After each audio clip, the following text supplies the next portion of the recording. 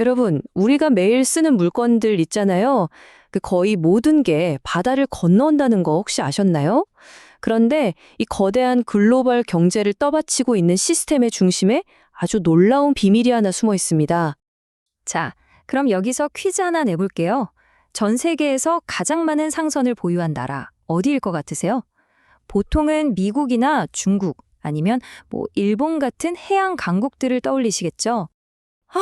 놀랍게도 정답은요, 이 나라들 다 아니고요. 바로 아프리카 서부에 있는 작은 나라 라이베리아입니다. 네? 라이베리아라고요? 이게 대체 어떻게 된 일일까요? 네, 이게 그냥 하는 말이 아니라요. 라이베리아 선박 등록국이 직접 내세우는 사실입니다. 등록된 배 숫자만 보면 전 세계 1등이라는 거죠. 자, 지금부터 이 믿기 힘든 사실 뒤에 뭐가 숨어 있는지 한번 제대로 파헤쳐 보겠습니다.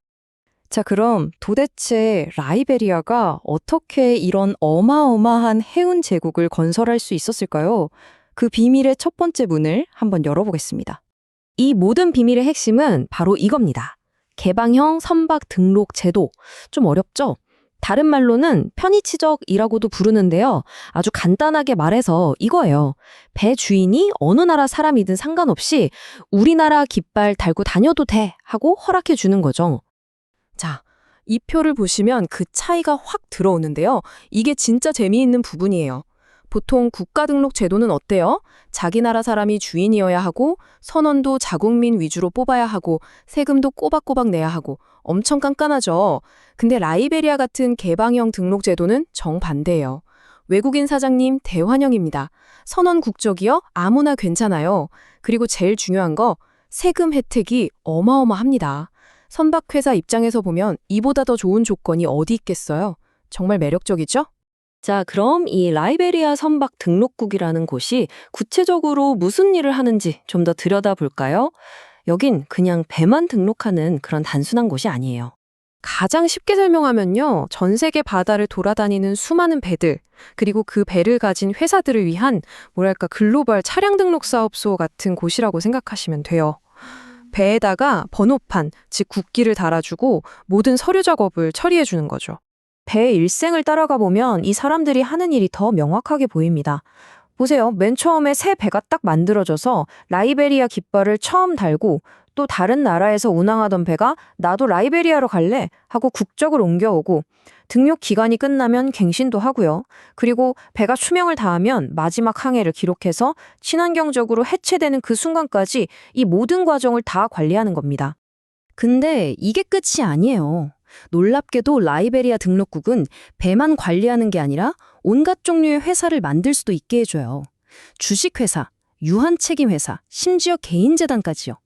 이게 무슨 뜻이겠어요? 사실상 세금이나 규제가 훨씬 덜한 라이베리아 법에 따라서 서류상 회사를 세울 수 있는 일종의 통로 역할까지 하고 있다는 거죠. 자, 다음으로 넘어가서 이들의 역할 중에서 아마 가장 긴박하고 또 중요한 부분을 한번 살펴볼게요. 바로 전 세계 바다의 안전을 지키는 일입니다. 생각해보세요. 세계에서 제일 많은 배를 관리한다는 건 그만큼 어깨에 짊어진 책임도 엄청나다는 뜻이거든요. 이들은 자기네 깃발을 단 배들이 국제 안전 기준을 제대로 아주 철저하게 지키도록 감독해야 할 의무가 있는 거죠. 이거 보세요. 이게 실제로 라이베리아 등록국에서 발행한 문서 제목인데요. 기관실 화재 예방을 위한 안전규정 준수. 굉장히 구체적이죠. 바로 이런 세세한 규정 하나하나를 통해서 그 어마어마한 선단의 안전을 관리하고 있는 겁니다. 그리고 이건 정말 현실적인 위협들에 대한 이야기입니다. 최근에 나온 보안 회보 목록만 봐도요. 아라비아만, 흑해, 소말리아, 기니만. 이름만 들어도 아찔한 전 세계 위험 지역의 해적 활동이나 보안 사고 정보를 실시간으로 쫙 전파해요. 자기 소속 배들이 안전하게 항해할 수 있도록 돕는 거죠. 자, 이제는 시선을 좀 옮겨볼게요.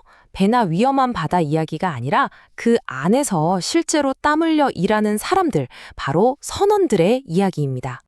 결국 이 거대한 선단을 움직이는 건 기계가 아니라 사람이잖아요. 라이베리아 등록국은 선원들의 자격증 발급이나 훈련 프로그램을 관리하고요. 또 지정된 병원에서 건강검진도 받게 하고 부당한 대우를 받지 않도록 지침도 내리고 심지어 선원들의 불만사항을 직접 접수해서 해결해주는 일까지 국가 선언절의 복지와 권리를 지키는데도 꽤 깊숙이 관여하고 있습니다. 자, 이제 이 모든 조각들을 하나로 모아볼 시간입니다. 도대체 이 복잡한 시스템이 오늘날 우리 모두에게 왜 중요한 건지 그 결론을 한번 내려보겠습니다. 결론적으로 라이베리아 같은 이런 개방형 등록제도는 전 세계 해운 회사들에게 규제나 세금 부담을 확 낮춰주면서 사업하기 좋은 환경을 제공하는 거예요.